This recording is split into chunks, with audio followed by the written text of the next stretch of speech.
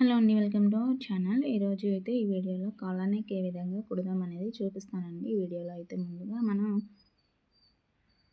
Cutting చేసుకున్న lining fabric అయితే తీసుకున్నామండి. దీనికైతే మనం ఒక 2 ఇంచెస్ డీప్లో అయితే రౌండ్గా అయితే కట్ చేసుకోవాలండి. ఎందుకంటే మనం ముందుగా షోల్డర్కి అలాగే నెక్కి మార్క్ చేసుకుంటాం కదండి. ఆ వార మనం ఎంత అయితే నెక్కి తీసుకున్నామో అంత ఒక 2 ఇంచెస్ డీప్లో అయితే మనం రౌండ్ తీసుకోవాలండి. ఇదైతే మనం మెయిన్ ఫ్యాబ్రిక్ అయితే అటాచ్ చేసుకోవాలి. ఉల్టా సీదా ఏం అవసరం లేదు, నార్మల్గా ఉల్టాలోనే వేసుకోవాలండి. ఎందుకంటే మనం రివర్స్ చేయము క్లాత్ అనేది.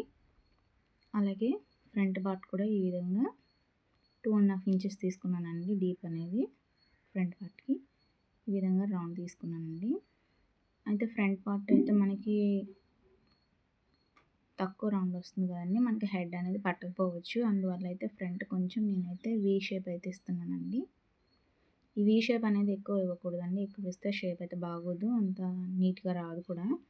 ఓపెన్ ఎక్కువైనా వేసుకోవడానికి కొంతమందికి నచ్చకపోవచ్చు. కాబట్టి నేను వీ అనేది కొంచెం ఒక 1/2 ఇంచ్ తీసుకున్నానండి, ఎక్కువ తీసుకోలేదు. అటు హాఫ్ ఇటు హాఫ్ కాబట్టి 1 ఇంచ్ వచ్చేస్తుంది.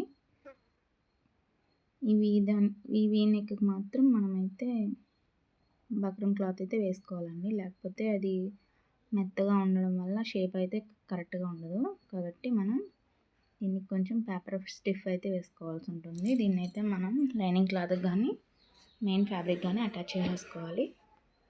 ఇదైతే ఫ్రంట్ పార్ట్ బ్యాక్ పార్ట్ అయితే మనం అటాచ్ చేసేసుకున్న తర్వాత ఈ రౌండ్ అనేది ఎంత ఉందో అనేది కొలుచుకోవాలండి. వీ నెక్ కొలవక్కర్లేదండి, ఓన్లీ రౌండ్ మాత్రమే కొలుచుకొని మనం షర్ట్ కాలర్కి వేస్తాం కదండి బక్రం, అది తీసుకోవాలి.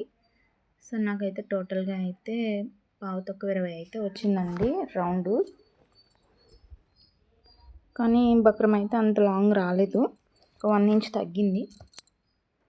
దీన్ని ఒక 1 ఇంచ్ గ్యాప్లో అయితే మనం కాలర్ అయితే కట్ చేసుకోవాలి. హెచ్చు తగ్గు లేకుండా నీట్గా కట్ చేసుకోవాలండి. దీనికి 1 ఇంచ్ తగ్గింది కాబట్టి నేనైతే దీన్ని అటాచ్ చేసుకుంటాను. స్టిచ్ చేసేసుకుని దాని తర్వాత మనం ఐరన్ చేస్తాం కాబట్టి అదేం బయటికి కనబడదు, కాబట్టి ఈ విధంగా స్టిచ్ చేసేసుకోవచ్చు. చివర్లో అయితే నేను రౌండ్ కొంచెం కరువు తీసానండి కాలరు. ఈ విధంగా మనమైతే ఐరన్ చేసుకోవాలండి మెయిన్ ఫ్యాబ్రిక్కి.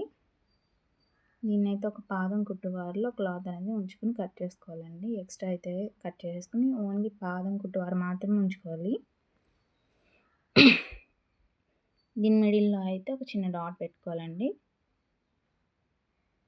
దీన్ని మనం కాలర్కి అటాచ్ చేసుకోవాలి. అయితే ముందుగా మనం ఈ నెక్ అనేది అటాచ్ చేసేసుకుందాం. దాని తర్వాత మనం అనేది కాలర్ ఇచ్చుకుందామండి.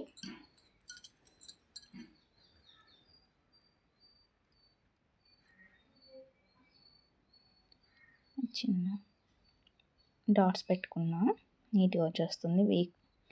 వీ అనేది షేపు కరెక్ట్గా రాకపోతే కొంచెం ఇట్లా అటు ఇటు తిప్పండి క్లాత్ అనేది, ఈ విధంగా సెట్ అయిపోతుంది. సో ఇప్పుడైతే మనం కాలర్ చూస్తున్నాం కదండి, ఇటువైపు చూస్తున్నారు కదా, మనం ఎటువైపు అయితే పెట్టామో ఆ విధంగానే పెట్టుకుని రౌండ్ అయితే మనం పాదం కుట్టు వారే ఎక్స్ట్రా ఉంచుకున్న క్లాత్ అంతా అంతే కుట్టు ఇక్కడ వేసుకోవాలండి. మనం రెండు ఈక్వల్గా పెట్టుకొని కరెక్ట్గా రౌండ్గానే మనం స్టిచ్ చేసుకోవాల్సి ఉంటుందండి. చూస్తున్నారు కదండి, ఎడ్జెస్లో ఈ విధంగా రివర్స్ చేసుకోవాలి. చూస్తున్నారు కదా, అచ్చం ఇలానే చేసుకోవాలండి. మనం కుట్టు అయితే బక్రం మీద పడకూడదు, క్లాత్ మీద పడాలి.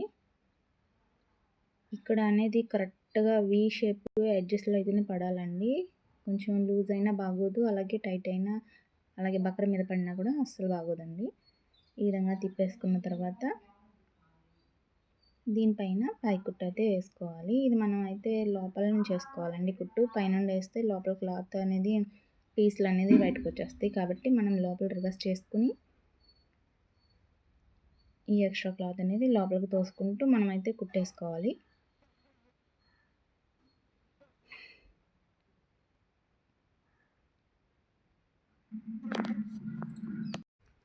ఈ విధంగా అయితే ఎడ్జెస్లో ఉంచుకుని మళ్ళీ ఇలా రౌండ్ చివరి కుట్టు పడే విధంగా మళ్ళీ పైన కూడా చివరి కుట్టే పడాలండి. ఈ విధంగా కుట్టేసుకుంటే నీట్గా అచ్చం షర్ట్లకి ఏ విధంగా వేస్తామో రౌండ్ కాలర్ అనేది అలా నీట్గా వచ్చేస్తుంది. చూస్తున్నారు కదండి. వీడియో కనుక నచ్చినట్టయితే లైక్ చేసి షేర్ చేయండి, అలాగే సబ్స్క్రైబ్ చేయండి. Thanks for watching.